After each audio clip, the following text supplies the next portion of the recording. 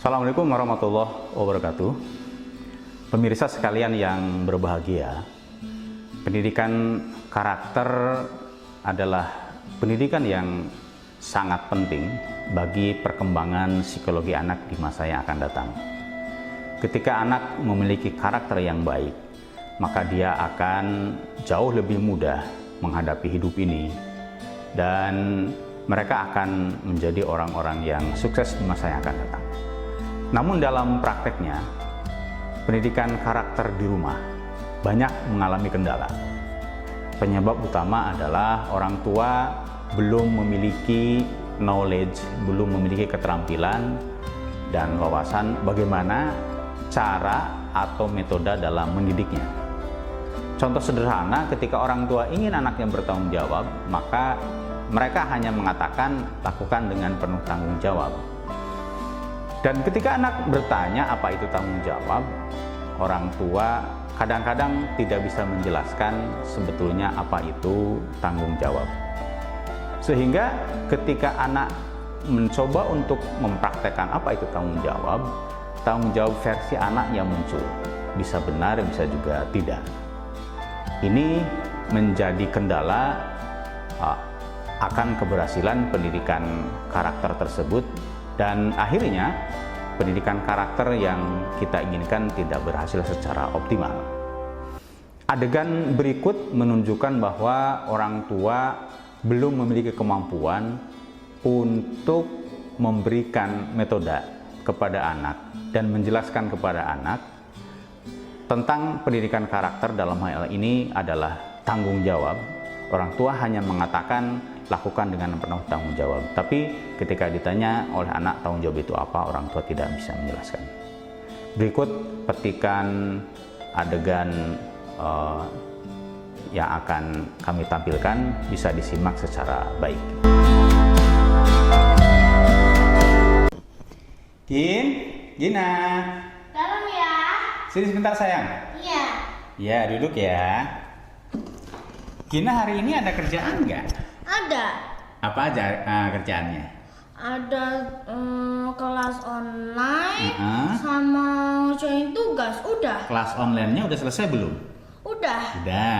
Jadi tinggal ngerjain tugas. Ngerjainnya tugas sekarang apa nanti ngerjain tugasnya?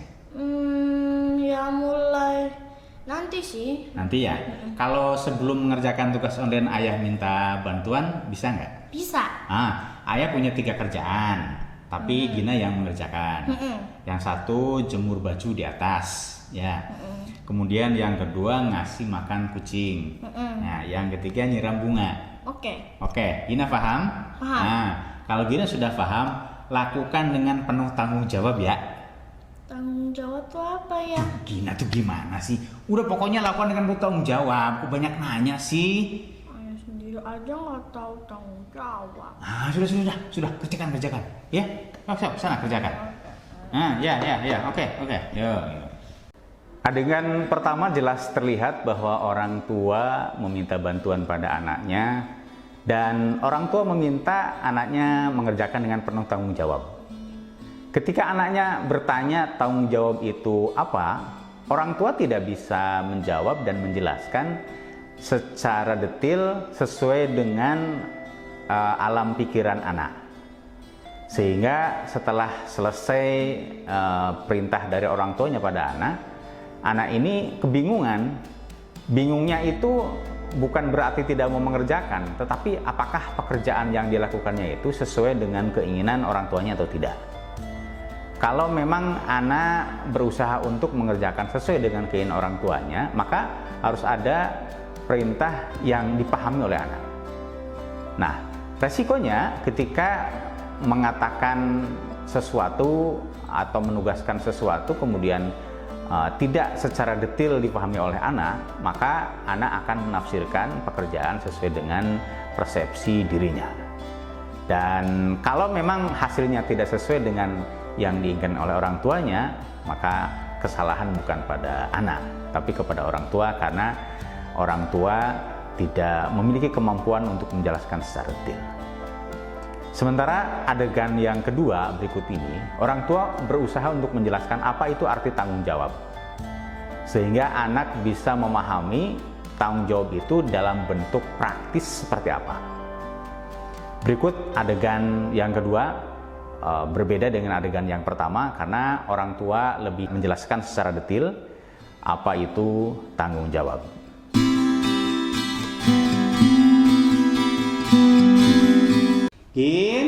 Gina. Dalam ya? Sini sayang. Iya. Ya, duduk dulu ya. Gina hari ini ada tugas dari sekolah nggak? Ada. Apa aja tugasnya? Ngerjain LK sama tugas online. Tugas online berarti kelas online ya? Iya. Kelas online sudah selesai. Udah. Yang belum adalah LK. LK. LK harus dikerjakan hari ini atau bisa sore atau nanti malam?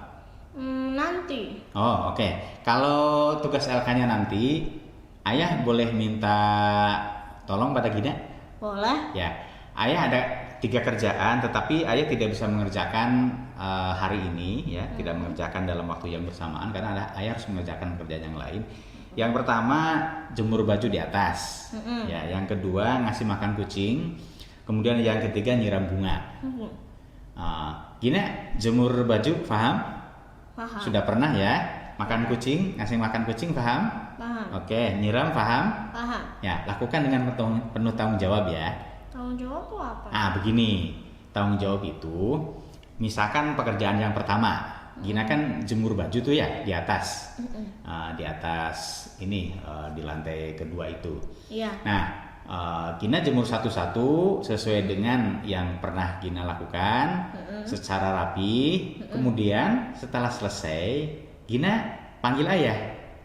Ya, Gina sudah jemur baju. Silahkan ayah cek di jemuran apakah sudah betul atau belum. Paham ya? Paham. Itu yang pertama. Kemudian yang kedua ngasih makan kucing. Ya, ngasih makan kucing kan ada 2, ada kucing oranye, ada kucing abu-abu. Nah, kalau kucing abu-abu makan apa aja?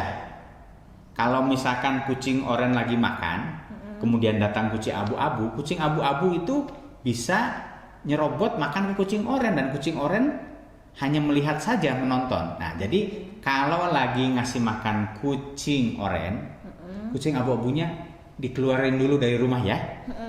Nah, setelah selesai kucing oranye makan, baru kucing abu-abu dimasukin ke dalam rumah dan dikasih makan. Nah, paham ya yang itu ya? Oke. Kemudian yang ketiga, apa? Yang ketiga? Nyiram bunga. Nyiram bunga. Nah, nyiram bunga di depan ada berapa pot? Ada 2. Nah, 2 pot kecil-kecil ya. Nah, nyiramnya pakai apa? Pakai semprotan. Semprotan ya. Udah diisi airnya semprotannya? Udah. Sudah. Kemudian nyiramnya bagaimana caranya? Disemprot. Disemprot. Nah, disemprot sampai basah. Nah, Gina bisa nggak ngulangi pekerjaan yang diminta oleh ayah? Satu apa? Satu, kasih makan kucing. Kasih makan kucing. Caranya gimana? Yang di dalam siapa dulu? Yang dikeluarin siapa dulu? Yang di dalam kucing oranye. Kucing oranye. Nah, kucing oranye makannya sampai apa dulu? Kucing oranye sampai habis. Sampai habis. Setelah kucing oranye makan habis, kemudian baru kucing abu-abunya masuk. Nah, karena waktu kucing oranye di luar, kucing oranye di dalam, kucing oranye abu-abu dikeluarin kan. Dan yang kedua apa? Masih ingat? Menanam bunga. Salah. Menanam bunga tuh kan, lupa. Apa? Menyiram tanaman. Menyiram tanaman gimana caranya? Disemprot. Kalau airnya habis gimana? Isi lagi apa tuh diisi dulu? Diisi dulu airnya, baru disemprot. Ya, yang ketiga apa? Yang ketiga menjemur baju. Ya, caranya gimana? Menjemur dengan rapi. Setelah selesai jemur, kemudian laporan ke ayah. Bilangnya gimana laporan ke ayah? Ya, Gina udah selesai jemur. Silahkan dicek. Bener apa enggak menjemurnya? Iya. Anak pinter nih kalau gini. Nah, kalau Gina melakukan itu semua seperti yang ayah katakan, berarti Gina bekerja dengan penuh tanggung jawab. Oke? Silakan dikerjakan satu-satu. Terima kasih ya. Iya. Iya, oke. Silakan. Pemirsa sekalian yang berbahagia, itu adalah salah satu contoh praktek pendidikan karakter. Pendidikan karakter itu bukan pendidikan hafalan, bukan pelajaran yang dihafalkan, tapi pelajaran yang dipraktekkan secara langsung.